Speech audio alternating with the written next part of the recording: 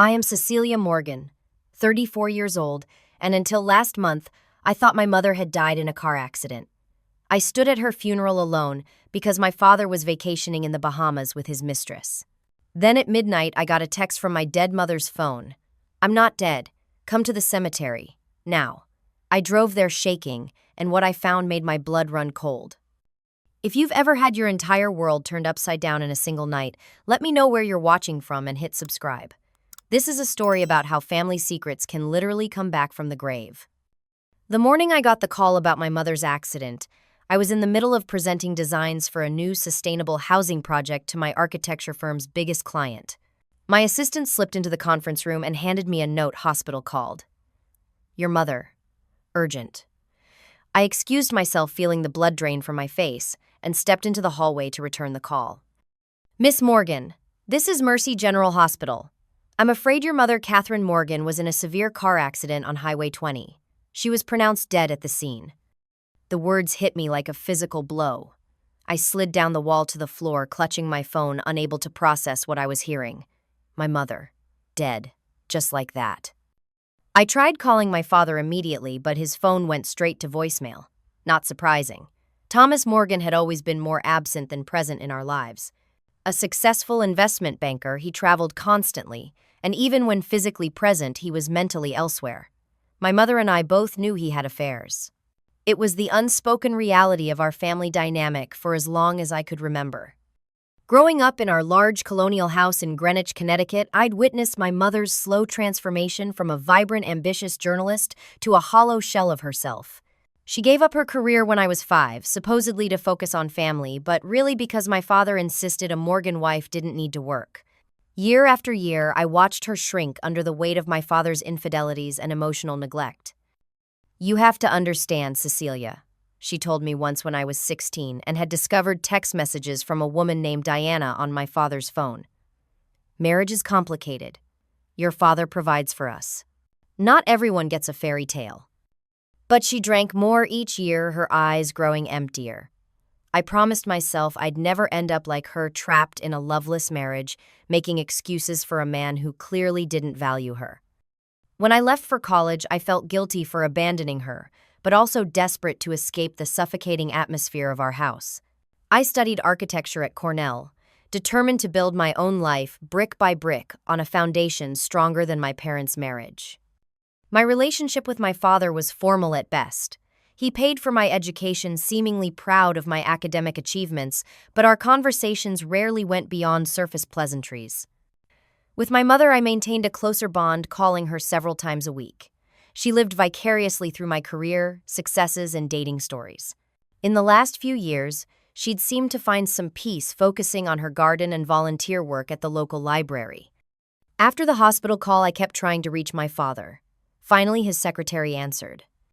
"I'm so sorry, Miss Morgan. Your father is currently unreachable. He's on a private yacht in the Bahamas. Something about poor satellite reception." "My mother just died," I said flatly. "I need to speak with him immediately." There was an uncomfortable pause. "He's with Diana Pierce."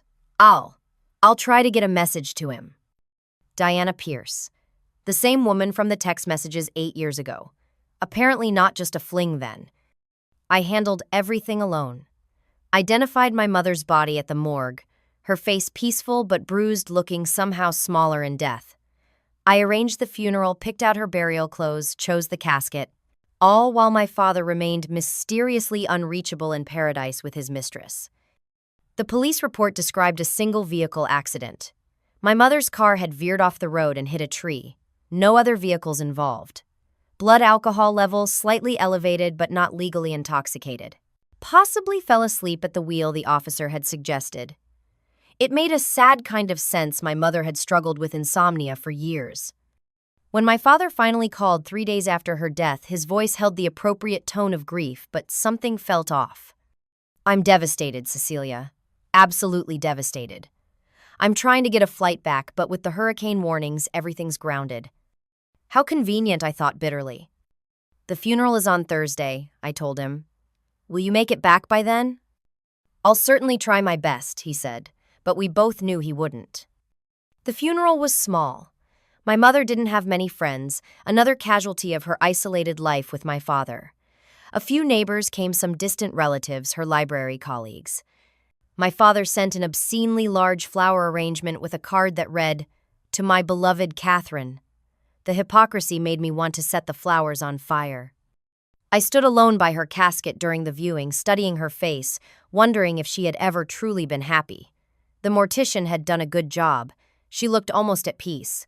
As I reached out to touch her hand one last time, I noticed something odd. Her wedding ring was missing. My mother had never, not once in my memory, taken off that ring. Even during their worst fights, even when she knew about the affairs, she wore it faithfully. I asked the funeral director about it, but he just shook his head. We received her exactly as she came from the medical examiner, Miss Morgan. Perhaps it was lost in the accident. That night after the funeral, I returned to my childhood home. It felt like a museum of unhappiness, perfectly decorated but cold and unlived in. I poured myself a glass of my mother's favorite wine and sat in her reading chair trying to feel some connection to her. That's when I found her journal tucked between the cushion and the armrest of her chair. The final entry was dated the day before her death. I know everything now. The accounts, the plan, Diana. I confronted him. Tomorrow I'm going to the lawyer. This ends now. What accounts? What plan? A chill ran through me as I read and reread those lines. This didn't sound like a woman who would accidentally drive off the road the very next day. I was still holding the journal when my phone buzzed at exactly midnight. A text message from my mother's phone number. A phone that should have been destroyed in the crash or sitting in a police evidence locker. "I'm not dead. Come to the cemetery. Now." My first thought was that this was some sick joke. Maybe the funeral had attracted a twisted prankster. Or perhaps my grief was manifesting as delusion. I stared at my phone, reading and rereading those 4 chilling sentences. "I'm not dead. Come to the cemetery. Now." With trembling fingers, I typed back. "Who is this?" 3 dots appeared immediately then. "It's Mom, please come. Not safe to talk. Bring my journal." My heart pounded against my ribcage. This couldn't be real. I had seen my mother in her casket just hours ago. I had touched her cold hand. This had to be someone's idea of a cruel prank. And yet, something about the message felt authentic. The mention of the journal, something no one else knew I had found. The directness of the language so characteristic of my mother. I tried calling the number, but it went straight to voicemail, my mother's familiar greeting playing in my ear like a ghost's whisper. "You've reached Catherine Morgan. Please leave a message." Outside rain had started to fall, pattering against the windows of our empty house. Lightning flashed, briefly illuminating the dark corners of the living room. I clutched the journal to my chest, debating what to do. If there was even the smallest chance. But no, it was impossible. People don't come back from the dead. I had identified her body myself. My phone buzzed again. "Please, Cecilia. I don't have much time, trust me." I don't know what made me decide to go. Perhaps it was the desperate tone of the text. Perhaps it was the strange circumstances surrounding my mother's death and the missing wedding ring. Or perhaps it was simply that in my grief I was willing to grasp at any possibility, no matter how irrational, that my mother might still be alive. I grabbed my car keys, tucked the journal into my bag, and headed out into the storm. The drive to Oakwood Cemetery was harrowing. Rain lashed against my windshield, and twice I nearly hydroplaned off the road, an irony not lost on me given how my mother supposedly died. The cemetery gates should have been locked at this hour, but they stood open, creaking slightly in the wind. I parked near the entrance, the headlights briefly illuminating rows of gravestones before I turned off the engine. The darkness that followed was absolute. I switched on my phone's flashlight and stepped out into the downpour, instantly soaked to the skin. "Mom," I called out, feeling ridiculous. My voice sounded small against the vastness of the cemetery and the pounding rain. No response. I made my way toward my mother's fresh grave, mud sucking at my shoes. Her plot was near the eastern wall under an old oak tree. As I approached, my flashlight beam caught something unexpected, the disturbed earth of her grave. It looked as though someone had been digging. "Mom," I called again, more desperately this time. Over here came a voice, not my mother's, but a man's.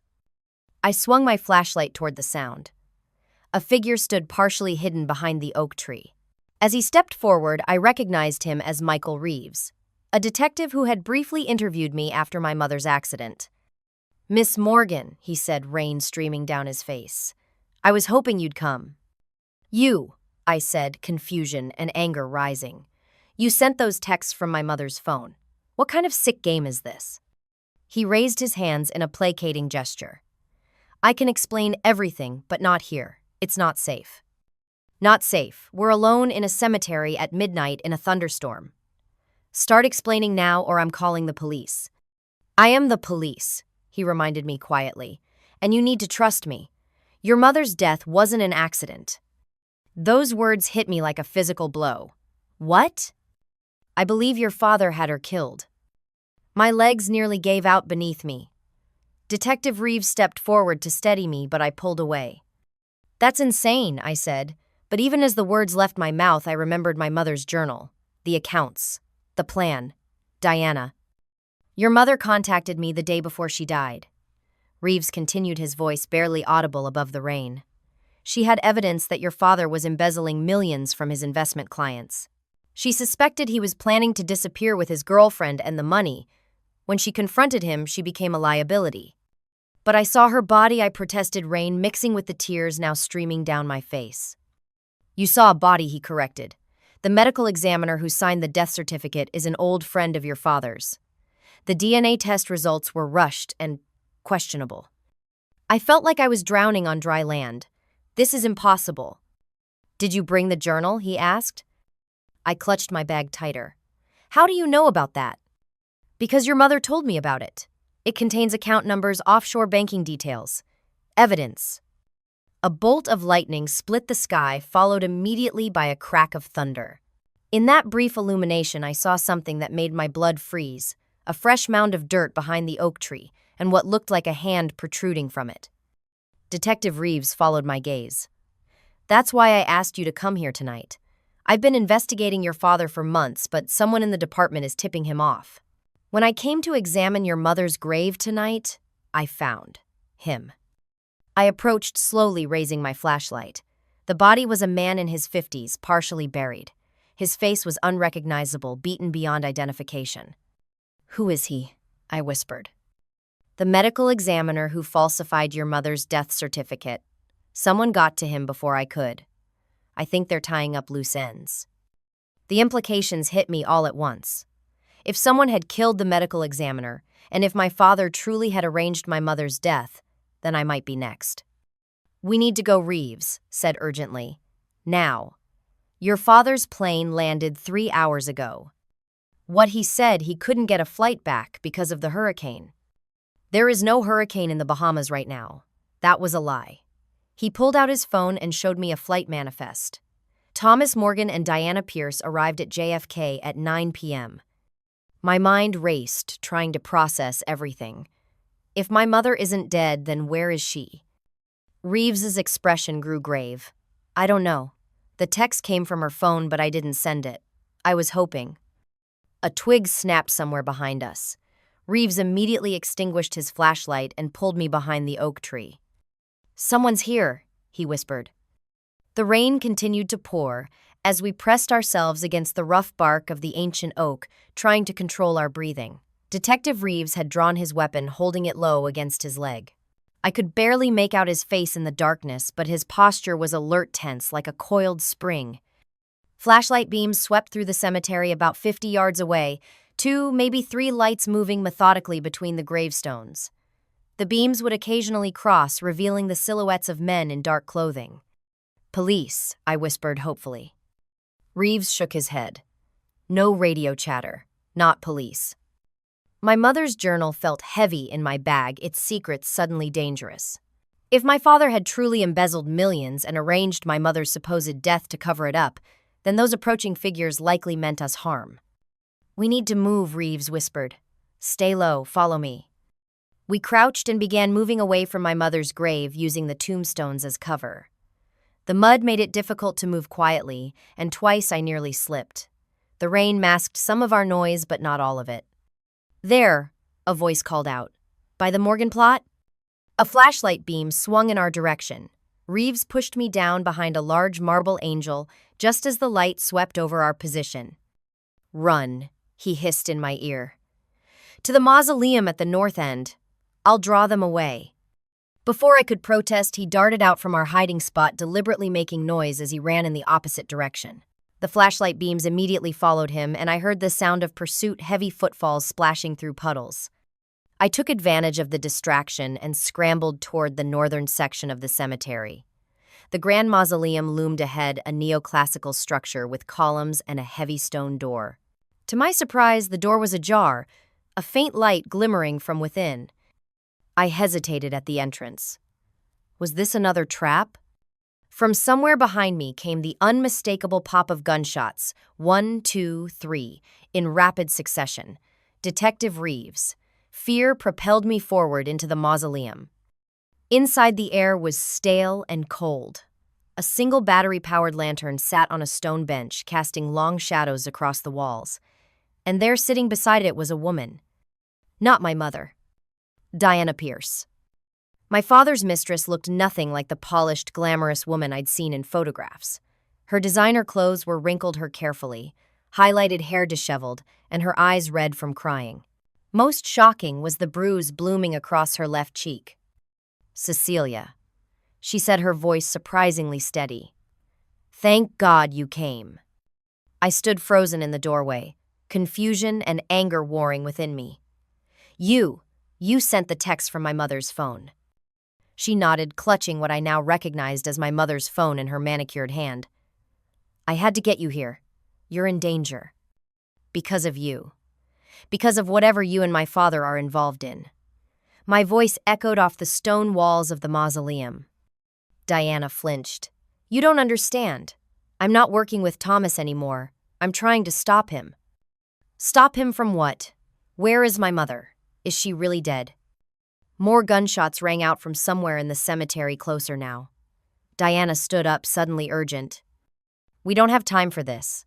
Those men work for your father. If they find us here, they'll kill us both." She reached into her bag and pulled out a thick manila envelope. "Everything you need to know is in here. Bank records, offshore accounts, communications. Your mother compiled it all." I stared at the envelope. "So she is dead." Diana's eyes filled with tears. "Yes. I'm sorry, Cecilia. Thomas had her killed when she discovered what he was doing. I didn't know he would go that far. I swear I didn't." I felt hollow, the brief flicker of hope that my mother might still be alive extinguished completely. And what exactly was he doing? Running a Ponzi scheme through his investment firm, hundreds of millions of dollars. We were supposed to disappear to a country with no extradition treaty next week. New identities, new lives. And the body in the cemetery, the medical examiner. Diana looked surprised that I knew about that. Thomas is eliminating everyone who helped him. The medical examiner, the corrupt detective who staged the accident. Even the hitman he hired. She touched the bruise on her face gingerly. When I confronted him about Catherine's death, he hit me for the first time. That's when I knew I'd be next. The sound of voices outside grew closer. Diana grabbed my arm. "There's a tunnel," she whispered, pointing to a stone slab in the floor that I hadn't noticed before. "It leads to the caretaker's cottage at the edge of the cemetery. We need to go now." I hesitated still, not sure if I could trust her. "Why would you betray my father now? You've been with him for years." Diana's expression hardened. "Because I loved him and I thought he loved me. I was willing to overlook a lot of things, but not murder, not Catherine.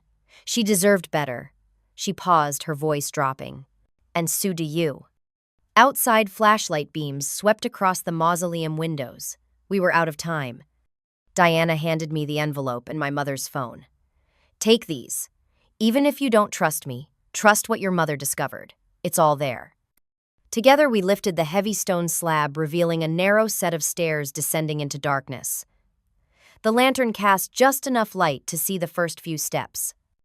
Diana went first. I followed, carefully replacing the slab above us just as the mausoleum door crashed fully open. We descended in tense silence, the damp, musty air growing thicker around us. The passage was narrow, forcing us to walk single file, our shoulders occasionally brushing against the rough stone walls. The only sound was our breathing and the distant drip of water. How did you know about this tunnel? I whispered to Diana's back. Your mother showed me, she replied, surprising me. We met, several times over the years. This revelation stopped me in my tracks.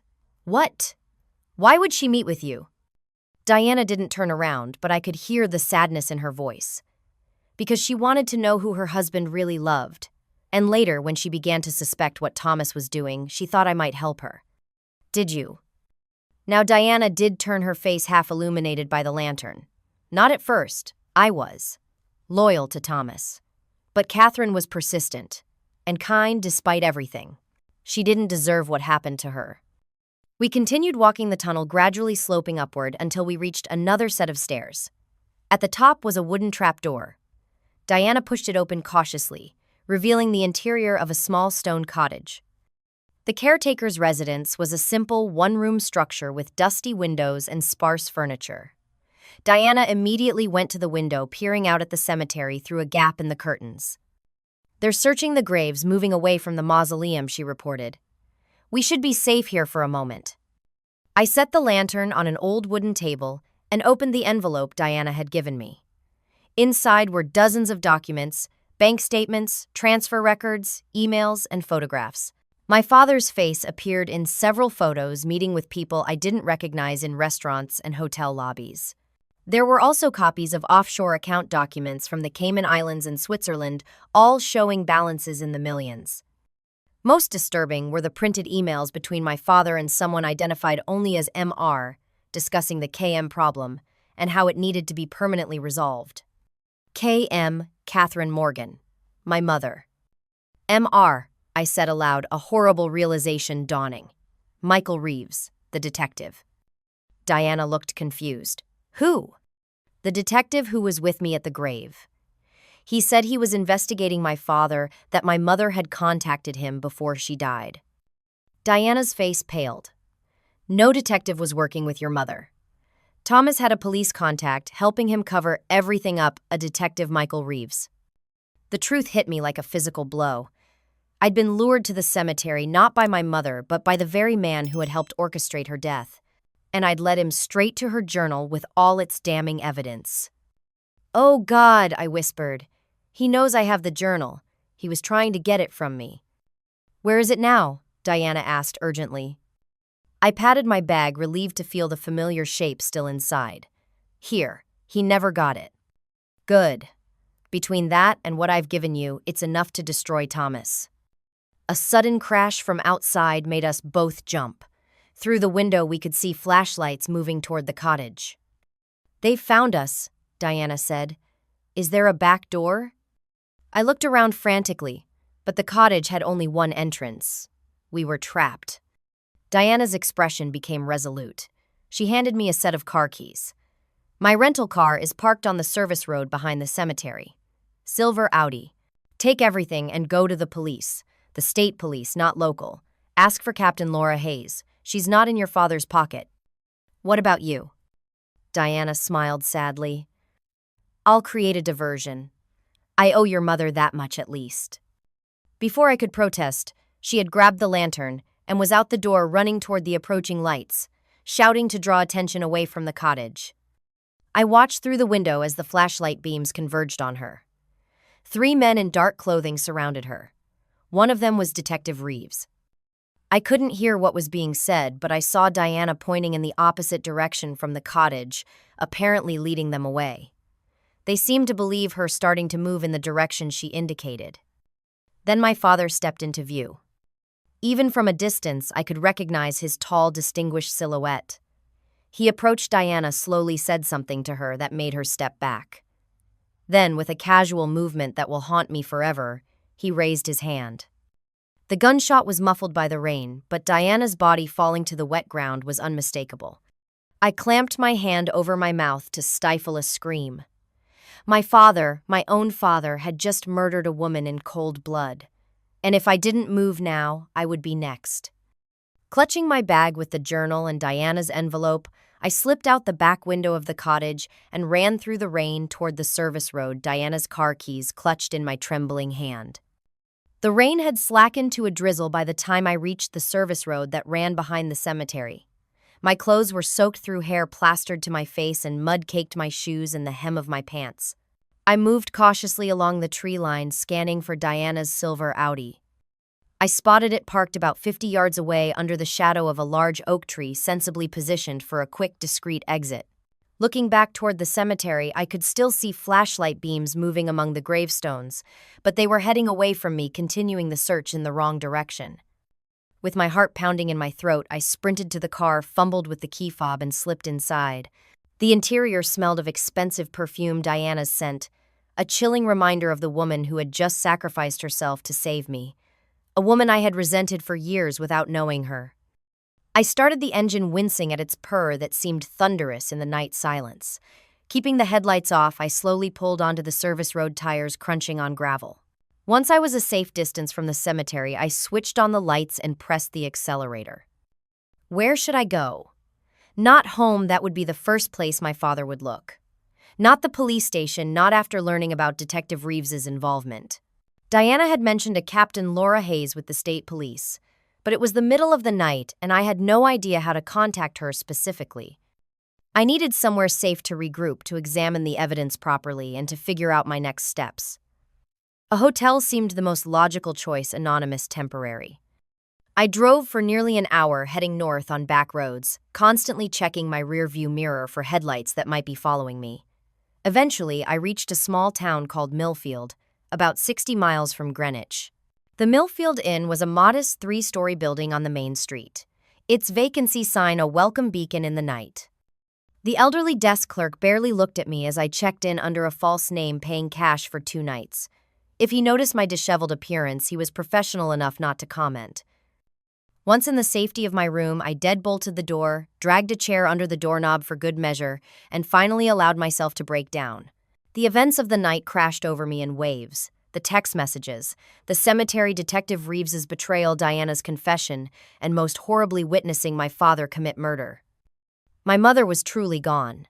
The brief, irrational hope that she might somehow still be alive had been extinguished. And my father, the man who had raised me, who had funded my education, who had given me away at my wedding, was a murderer, an embezzler, a monster wearing a respectable mask. After my tears subsided, I spread the contents of Diana's envelope across the bed. Bank statements showed hundreds of millions flowing through various shell companies. Emails revealed my father's scheme to defraud investors through his firm Morgan Financial Services. There were photos of him meeting with Detective Reeves and other unidentified men in parking garages and remote locations.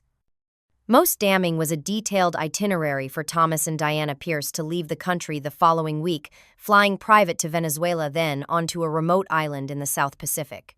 New passports with their photos, but different names were included. The reservations were for 2 people with no intention of including me in their escape plan. I then opened my mother's journal, which I had guarded so carefully. The entries dated back 6 months, documenting her growing suspicion that my father was involved in something illegal. She had noted unusual calls at strange hours, mysterious trips, and large unexplained withdrawals from their joint accounts. The final entries were the most heartbreaking. April 10 found statement from Cayman account. Confronted Thomas. He denied everything, called me paranoid, said I should increase my medication, but I saw the fear behind his eyes. April 12. Met with Diana today. She seemed genuinely shocked when I showed her the documents. I think Thomas has kept her in the dark about the extent of his crimes. She promised to help me get more information. Can I trust her? April 14, Diana came through, provided access to Thomas's private email. The evidence is overwhelming, not just fraud, but threats against whistleblowers. Am meeting with lawyer tomorrow to turn everything over to SEC. Called Cecilia, couldn't tell her yet, but wanted to hear her voice one last time in case something happens. Thomas was watching me closely all evening. The final entry dated April 15, the day before her accident. Thomas knows. Found him in my study reading earlier pages of this journal. He was calm, too calm. Said we would discuss everything tomorrow. I don't feel safe. Have hidden copies of all evidence at the cemetery in Morgan Mausoleum under loose stone, our special place from childhood Cecilia would remember. If anything happens to me, the truth is there. Our special place. The memory surfaced suddenly, my mother taking me to the old Morgan mausoleum when I was a child, showing me a loose stone in the wall where she said generations of Morgan women had hidden their treasures. Sometimes women need secrets, she had told me, especially in a family of powerful men. Diana had led us to the mausoleum, but we'd fled before I could check the hiding place. Whatever additional evidence my mother had hidden was still there unless my father had already found it. As dawn broke, casting pale light through the thin curtains of my hotel room, I came to a decision. I needed to return to the cemetery and retrieve whatever my mother had hidden. But first, I needed help, someone I could trust completely. I reached for my phone and dialed a number I knew by heart. After 3 rings, a groggy voice answered. "Hello." "James," I said, my voice breaking slightly. "James Walker, my ex-husband. We'd divorced 2 years ago, not due to any lack of love, but because my dedication to my career had left little room for marriage. We'd parted amicably, and he was the only person I could think of who was both trustworthy and completely disconnected from my father's sphere of influence." "Cecilia," he sounded instantly more alert. "It's 5 in the morning. What's wrong?" "Everything," I whispered. "My mother's death wasn't an accident. My father, he killed her. And now he's trying to kill me too." There was a long pause. "Where are you?" "Millfield Inn, room 217. Don't move. Don't contact anyone else. I'll be there in 2 hours." True to his word, James arrived exactly 2 hours later. I watched through the peephole as he approached my door, his familiar face, a welcome sight in the midst of this nightmare.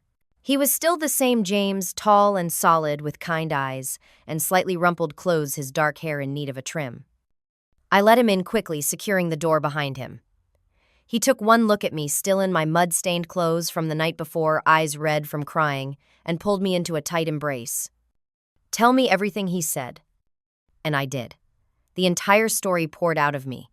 My mother's accident, my father's absence, the funeral, the text messages, the cemetery, Detective Reeves, Diana, the embezzlement, the murder. As I spoke, I showed him the documents and my mother's journal. James listened without interruption, his expression growing increasingly grave.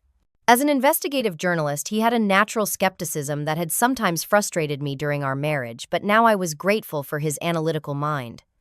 When I finished, he was quiet for a long moment, processing everything. "We need to get this to the FBI," he finally said. "This is too big for local authorities, especially with corrupt cops involved." "First, I need to go back to the cemetery," I insisted. "My mother hid something important in the mausoleum. Additional evidence." "Cecilia, it's too dangerous. Your father and his men will be watching the cemetery." "That's exactly why I need to go now," I argued. "They'll expect me to run as far away as possible. They won't be looking for me to return to the scene." James rubbed his forehead, a familiar gesture from our marriage that signaled he was weighing options he didn't like. "If we do this," he said slowly, "we do it my way, carefully, and then we go straight to the federal authorities." I nodded, relief washing over me. I wasn't alone anymore. "There's something else," James said, reaching into his jacket. He pulled out a small digital recorder. "I think you should record everything. Your story in your own words, just as you told it to me. If something happens..."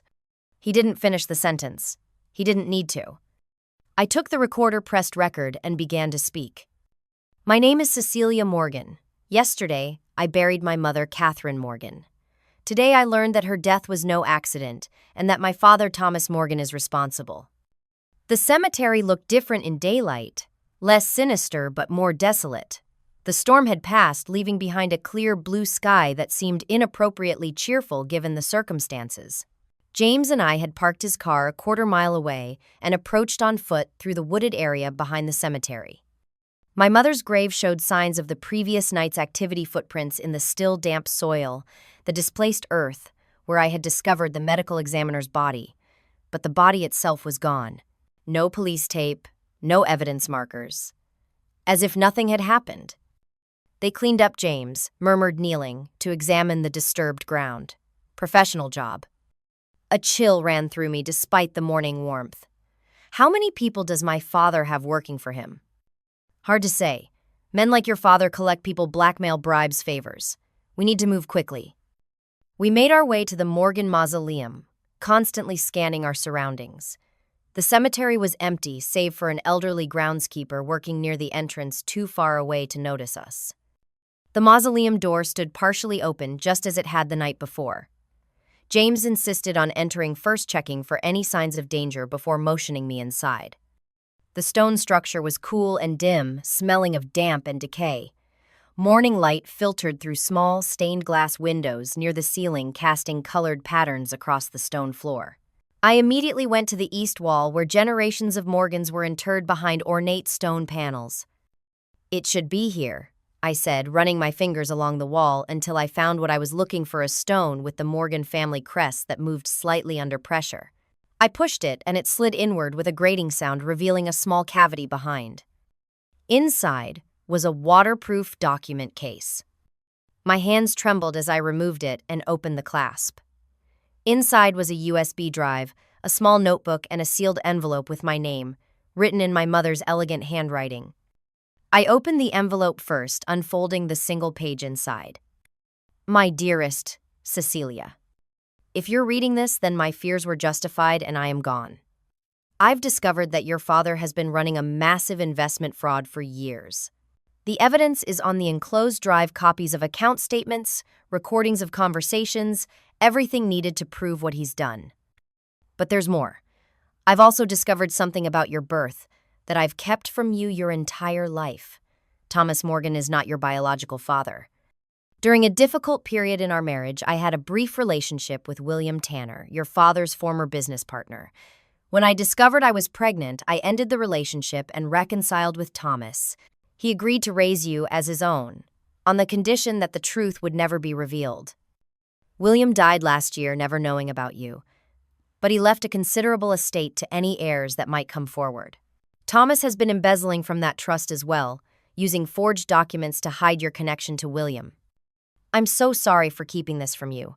I thought I was protecting you, but I now see that the truth, however painful, is always the better path. All my love, Mom." I read the letter twice, trying to absorb its implications. Thomas Morgan, the man I had called father my entire life, the man who had murdered my mother and was now trying to kill me, wasn't my biological father at all. Cecilia James's voice seemed to come from far away. "What is it?" Wordlessly, I handed him the letter. As he read, his expression shifted from concern to shock. "William Tanner," he said. "I know that name. He was a major philanthropist, left his fortune to environmental causes. There was something in the news last year about a missing heir." "That would be me, apparently," I said, my voice sounding strangely calm to my own ears. "Which means everything my father Thomas has done was not just fraud, but theft of my inheritance, too." James looked at me with new understanding. "That's why your mother started investigating him. She must have learned about the inheritance after William's death." I nodded, the pieces falling into place. And when she confronted him, he had her killed to keep his secret. I reached for the USB drive. "This will have everything we need to prove it." As I picked it up, a sound from outside made us both freeze, car doors closing, voices approaching. James moved quickly to the door, peering through the narrow gap. "3 men," he whispered. "One of them matches your description of Detective Reeves." My breath caught in my throat. "They found us." "The tunnel," I said suddenly, remembering the escape route from the night before. "There's a hidden tunnel that leads to the caretaker's cottage." We hurried to the center of the mausoleum, locating the stone slab that concealed the entrance. It took both of us to lift it, revealing the narrow stairs descending into darkness.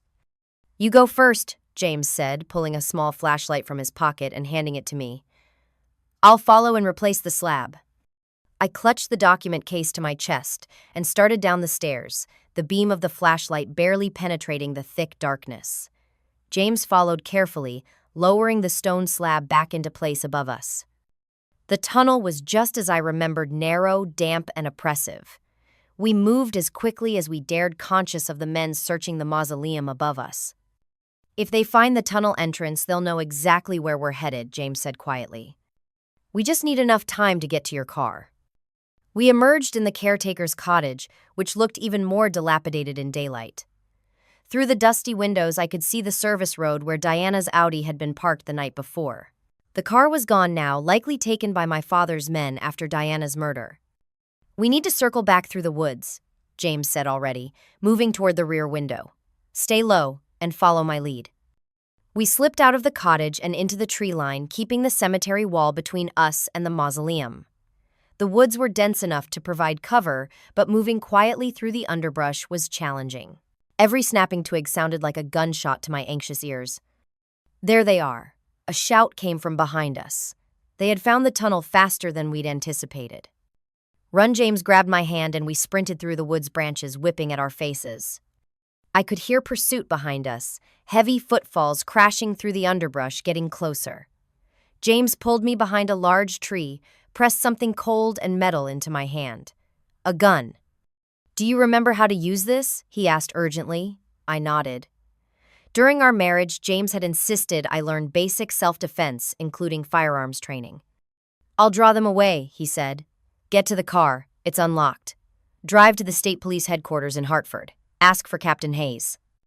"I'm not leaving you," I protested. "You have the evidence. That's what matters." His expression softened for a moment. "I'll be right behind you." Before I could argue further, he darted out from our hiding place, moving perpendicular to the direction of the car, deliberately making noise. As expected, the sounds of pursuit veered toward him. I waited until I couldn't hear them anymore, then moved carefully toward where we'd parked James's car. The gun was heavy in my hand, a responsibility I never wanted, but now couldn't avoid. I had nearly reached the road when a figure stepped out from behind a tree directly in my path, Detective Reeves. "Miss Morgan," he said, as casually as if we were meeting for coffee, "I believe you have something that belongs to your father." I raised the gun, aiming it at his chest. "Don't come any closer." He smiled, unperturbed by the weapon. "You won't shoot me. You're not a killer." "Neither was my mother," I said, my voice steadier than I expected. "But you killed her anyway." His smile faltered slightly. "Business is business, nothing personal." It was personal to her. And it's personal to me. I tightened my grip on the gun. "Where's James?" "Your ex-husband, my associates are having a chat with him. Now hand over the document case and we can all walk away from this." "Like Diana walked away?" I asked bitterly. Reeves shrugged. "Diana made her choice when she betrayed Thomas. As did your mother." As he spoke, he took a step forward. I immediately stepped back. "The gun is a nice touch," he continued, "but we both know you're not going to use it. You're Catherine's daughter, too moral for your own good." "You didn't know my mother," I said, anger rising in me. "And you don't know me." Another step forward. I held my ground this time. "Last chance, Miss Morgan.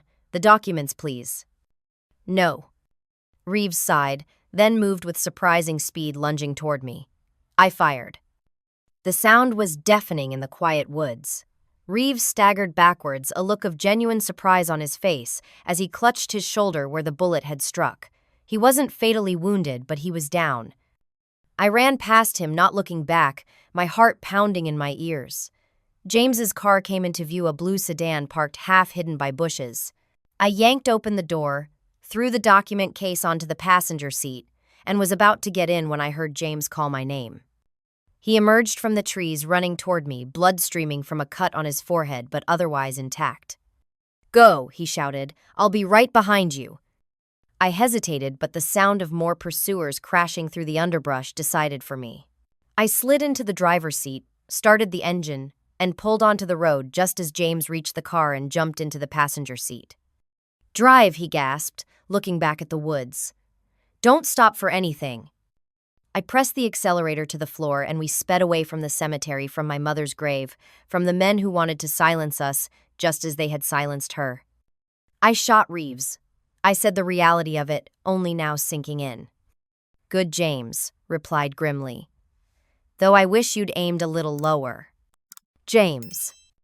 "Sorry." He winced, touching the cut on his forehead. "But after what he did to your mother, he deserved worse." We drove in tense silence for several miles, constantly checking the rearview mirror for signs of pursuit. Eventually, James directed me onto the highway toward Hartford. "Captain Laura Hayes," he said. "She heads the Financial Crimes Division of the State Police. She's been investigating your father for months but couldn't get enough evidence for a warrant." How do you know all this? James gave me a small smile. I'm an investigative journalist, remember?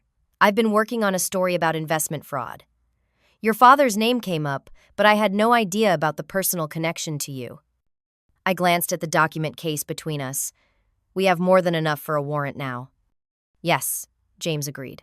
And with your testimony about what happened at the cemetery, we can add murder charges as well. My grip tightened on the steering wheel. Do you think they'll believe me? A detective is involved. My father has connections. The evidence will speak for itself, James said confidently. And I recorded our entire visit to the cemetery. He tapped his jacket pocket where I could see the outline of his phone, including your confrontation with Reeves. For the first time since receiving those chilling text messages, I felt a glimmer of hope. We had evidence, we had witnesses, we had the truth. And the truth, as my mother had written in her final letter to me, was always the better path. The Hartford State Police headquarters was an imposing structure of glass and concrete, its facade gleaming in the afternoon.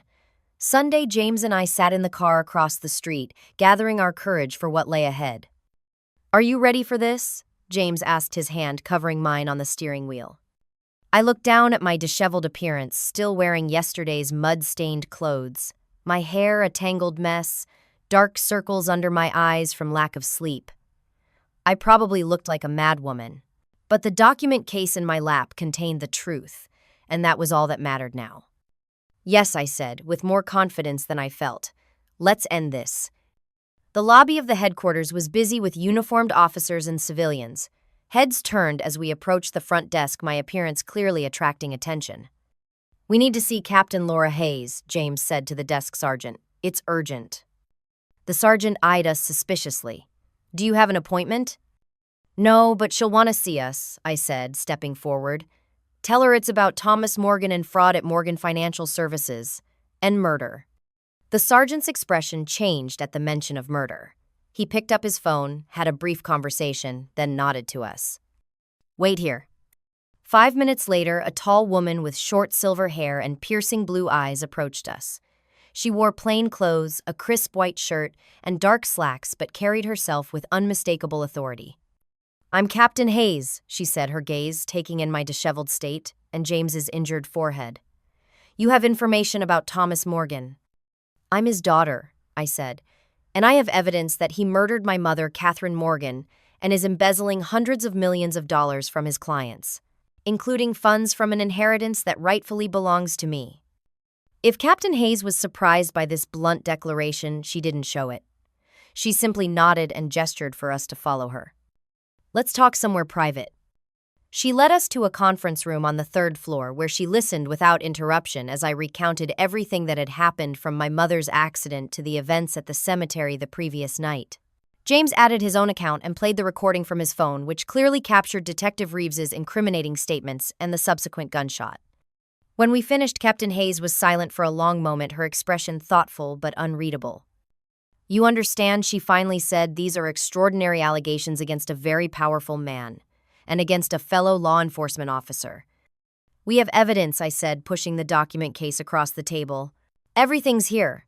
The financial records, my mother's journal, her letter explaining what she found, and the USB drive with whatever additional proof she gathered. Captain Hayes opened the case, examining its contents with methodical precision. When she came to my mother's letter, she read it twice, her expression softening slightly. I knew your mother was investigating something, she said, looking up at me. She contacted me 3 days before her death, said she had evidence of massive financial fraud, but needed a little more time to compile it. We were scheduled to meet the day after she died. A lump formed in my throat. So you believe me?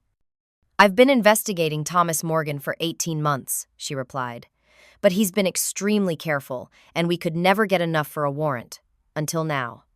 She held up the USB drive. This could change everything. She stood gathering the documents. I need to get our cybercrime unit on this immediately, and we need to get your formal statements. She looked at me directly. You shot Detective Reeves. I nodded, fear creeping back. In self-defense. He was coming after me. We've had suspicions about Reeves for some time, she said, but no proof of corruption. This recording helps, but you should be prepared for questions. "What about my father?" I asked. "He's dangerous and desperate. After what happened at the cemetery, he'll know we came here." Captain Hayes' expression hardened. "We'll put you both in protective custody while we process this evidence and prepare arrest warrants. If what you've brought us checks out, Thomas Morgan won't be a free man for much longer." The next 48 hours passed in a blur. James and I were separated for our formal interviews, then installed in a secure hotel with round-the-clock police protection. I gave a detailed statement about shooting Detective Reeves and was informed that he had been found at a local hospital and taken into custody. Captain Hayes kept us updated on the investigation.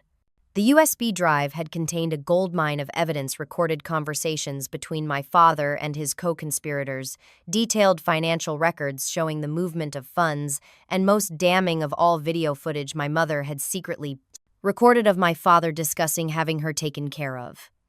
On the morning of the third day, Captain Hayes herself came to our hotel room, her expression grim but satisfied. "We're moving on Thomas Morgan today," she announced. "Federal agents are securing his offices as we speak, and we have a team heading to your family home with an arrest warrant." I felt a strange mix of relief and dread. "Can I be there when you arrest him?" Captain Hayes studied me for a moment. Normally, I'd say absolutely not, but given the circumstances, she nodded. "You can observe from a distance, no direct contact." 2 hours later, I sat in an unmarked police car outside my childhood home, watching as officers in tactical gear positioned themselves around the property. Captain Hayes had insisted I wear a bulletproof vest, an alarming but prudent precaution. The large colonial house where I'd grown up looked exactly as it always had. Pristine white columns, perfectly manicured lawn, an image of wealth and respectability. Like my father himself, it was all an elaborate facade concealing darkness within. "They're going in," James murmured beside me, squeezing my hand. Officers approached the front door while others covered the rear exits. Captain Hayes, wearing a vest with Paulus emblazoned across it, led the front team. She knocked on the door, announced their presence, and when there was no immediate response, signaled to an officer who used a battering ram to force entry. The next few minutes were tense, with officers disappearing into the house, while James and I waited anxiously in the car. Then activity at the front door, Captain Hayes emerging, followed by 2 officers escorting a handcuffed figure. My father. Even from a distance, I could see that Thomas Morgan looked nothing like the powerful, intimidating man I'd known all my life. His shoulders were slumped, his silver hair disheveled, his expression one of defeated rage as he was led to a waiting police car. As if sensing my presence, he suddenly looked in our direction. Our eyes met through the car window, and in that moment I felt nothing. Not hatred, not satisfaction, not even relief. Just emptiness. "It's over," James said softly. But it wasn't quite over yet. As my father was being placed in the police car, another vehicle screeched to a halt at the end of the driveway, a black SUV with tinted windows. The driver's door flew open and a woman emerged. Diana Pierce. I gasped, unable to believe my eyes. She was supposed to be dead. I had seen my father shoot her at the cemetery. Yet here she was, very much alive, marching toward the police car with determined strides. "How is that possible?" I whispered. "I don't know," James replied, equally stunned. I couldn't hear what was said, but I saw Diana approach Captain Hayes, show her something that made the captain's eyebrows raise, and then walk directly to the police car containing my father. She leaned down to the window, said something to him that made his face contort with fury, then straightened and walked calmly back to her SUV. Later that day in Captain Hayes' office, I got my explanation. "Diana Pierce has been working with us for the past month," the captain revealed. "After your mother contacted her with suspicions about your father's activities, she agreed to become an informant." "But I saw her get shot," I insisted. "At the cemetery." "What you saw was staged," Captain Hayes explained. "We had Diana wear a blood packet under her clothes. The gunshot was a blank. Your father believed he'd eliminated her as a threat, which gave us time to gather the last pieces of evidence we needed." I struggled to process this new information. So the text messages from my mother's phone, the meeting at the cemetery, it was all part of your operation. "Not exactly," Captain Hayes said carefully. "Diana was supposed to contact you, directly identify herself, and bring you to us safely. But when she learned your father was planning to return from the Bahamas earlier than expected, she panicked and used your mother's phone, instead thinking it would guarantee you'd come. She didn't count on Detective Reeves intercepting the message and showing up at the cemetery himself, James' added understanding dawning on his face. Correct, Captain Hayes confirmed. When our surveillance team saw Reeves approach you at the grave, they had to adjust the plan on the fly. Diana was supposed to meet you in the mausoleum, but by the time you got there, the situation had become too dangerous for her to reveal her true role. It was all so elaborate, so calculated, and yet it had very nearly gone terribly wrong. If James hadn't come to my aid, if I hadn't found my mother's hidden documents, if I hadn't shot Reeves when he attacked me. What happens now? I asked. Thomas Morgan is facing multiple charges: fraud, embezzlement, conspiracy, and first-degree murder in the death of your mother. With the evidence we have, including his recorded conversation about having her killed, it's a solid case. He'll likely spend the rest of his life in prison. And Detective Reeves, cooperating in exchange for leniency. He's already provided details about the network of corrupt officials your father had in his pocket. Captain Hayes leaned forward, her expression softening. There's one more thing you should know. The medical examiner confirmed that the DNA from the body in your mother's casket doesn't match Catherine Morgan's records. We're still trying to identify who it actually is. My breath caught. Then where is my mother's body? We don't know yet, but we will find out. You have my word. As I left the police station that evening, walking beside James in the fading light, I felt a curious sense of peace despite the unanswered questions. My mother was still gone, her body still missing, but the truth of what had happened to her was finally coming to light. And my father, the man who had orchestrated her murder and then tried to kill me, would face justice. What will you do now? James asked as we reached his car. I thought about the letter my mother had left me, about the revelation that Thomas Morgan wasn't my biological father, about the inheritance from William Tanner that rightfully belonged to me. First, I'm going to find my mother, I said with quiet determination. Whatever it takes, she deserves a proper burial, a proper goodbye. And after that, I looked up at the darkening sky where the first stars were beginning to appear. After that, I'm going to live the life she would have wanted for me, free from lies, free from fear. I turned to James, the man who had stood by me through this nightmare, without hesitation. Would you help me do that? His answer was to pull me close, his arms around me, feeling like the first safe place I'd known in days. Every step of the way he promised. In that moment, standing in the parking lot of a police station, exhausted and emotionally drained, but finally free of my father's shadow, I felt my mother's presence more strongly than I had since her death. Not as a ghost or a supernatural visitation, but as the enduring influence of her love and her courage. She had risked everything to expose the truth and protect me. Now it was my turn to honor her sacrifice by living truthfully and fearlessly. The journey ahead would be difficult.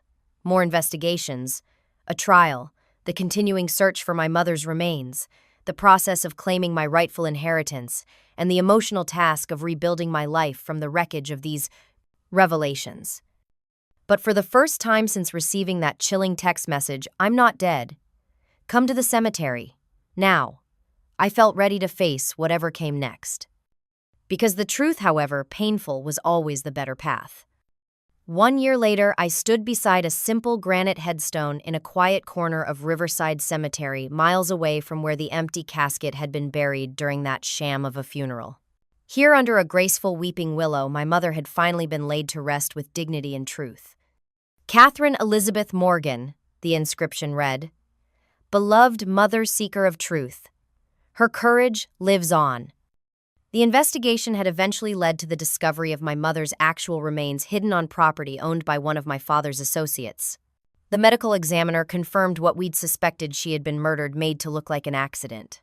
The woman buried in her place had been a Jane Doe from the morgue selected because of her similar physical characteristics, another of my father's cruel deceptions. Thomas Morgan was now serving consecutive life sentences without the possibility of parole. His trial had been swift and decisive, the mountain of evidence leaving no room for reasonable doubt. Detective Reeves had received a reduced sentence in exchange for his testimony against my father and other corrupt officials, but he would still spend at least 15 years behind bars. Diana Pierce had disappeared after the arrests, entering witness protection due to threats from my father's remaining associates. Before leaving, she'd given me a letter of her own, apologizing for her role in my father's life and explaining how my mother had ultimately helped her find her conscience. I couldn't forgive her entirely, but I understood the complicated web of manipulation and fear my father had woven around everyone in his orbit. As for me, DNA testing had confirmed what my mother's letter had revealed. Thomas Morgan was not my biological father. William Tanner was. The courts had recognized me as Tanner's legal heir, granting me access to the substantial inheritance my father had been embezzling from. Much of that money had gone to restitution for my father's victims, but enough remained to establish the Catherine Morgan Foundation dedicated to supporting survivors of domestic abuse and financial crimes. "I thought I might find you here today," a voice said behind me. I turned to see James approaching, carrying a bouquet of white lilies, my mother's favorite. In the year since her murder had been solved, our relationship had slowly rekindled, stronger now for having weathered such an extraordinary storm together. "It's the anniversary," I said simply as he placed the flowers at the base of the headstone. We stood in comfortable silence for several minutes, the gentle rustling of the willow branches the only sound. "The foundation approved 10 new scholarships yesterday," I eventually said, "for children of domestic violence survivors to attend college. Mom would have loved that." James smiled, taking my hand. "She would be incredibly proud of you, Cecilia, of everything you've done this past year." The journey to healing had been neither quick nor easy. For months after my father's arrest, I'd suffered from nightmares and anxiety, jumping at shadows and startling at unexpected noises. The psychological impact of learning my entire family history had been built on lies had sent me into therapy, where I was still processing my complicated feelings about my identity. Was I a Morgan, a Tanner, both, neither? Who? Was I without the framework of family that had defined me, however falsely? Gradually, I'd come to understand that I was simply and profoundly my mother's daughter.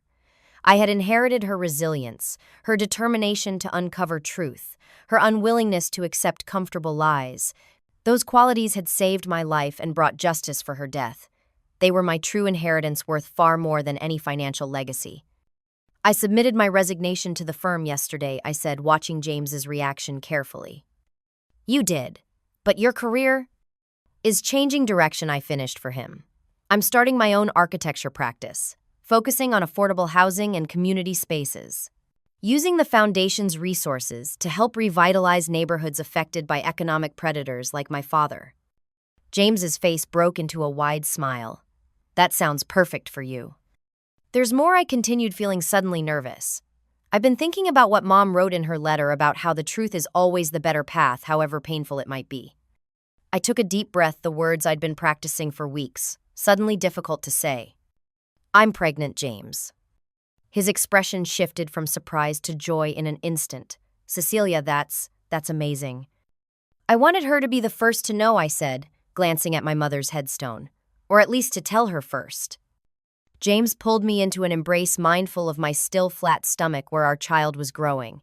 Another truth I had almost been too afraid to acknowledge, but which now filled me with cautious hope. "What are you thinking?" he asked softly. "I'm thinking about legacies," I replied. "About what we pass on to our children, not just genetically, but the stories we tell them, the values we live by." My mother tried to protect me by hiding the truth, and my father Thomas built his entire life on deception. Both choices led to tragedy. I placed my hand over my stomach. "I want different for our child. A foundation of honesty, even when it's difficult. Especially when it's difficult." "We'll build that together," James promised. As we walked away from the cemetery hand in hand, I reflected on the extraordinary chain of events that had led me here, from that first text message that seemed to come from beyond the grave to the hard-won peace I was finally finding. My mother's death had forced me to confront the most painful truths about my family and myself. In doing so, I discovered a strength I never knew I possessed, and a capacity for resilience that would guide me through whatever challenges lay ahead. The text message that had started it all, "I'm not dead. Come to the cemetery now," had been a lie, meant to lure me into danger. But in the most profound sense, my mother truly wasn't dead. Her courage, her determination to protect me, even at the cost of her own life, her unwavering commitment to truth, these lived on in me and would continue through the child I now carried.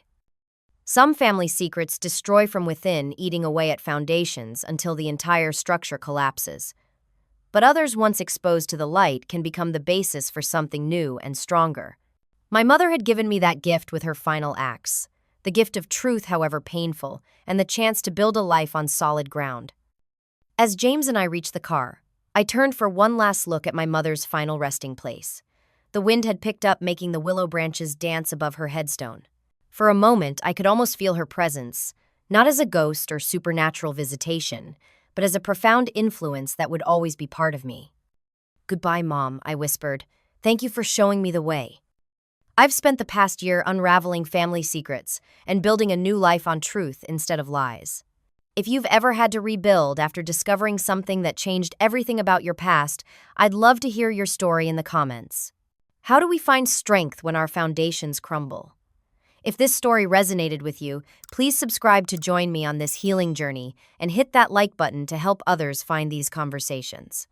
Thank you for listening, and remember the truth. However painful is always the better path.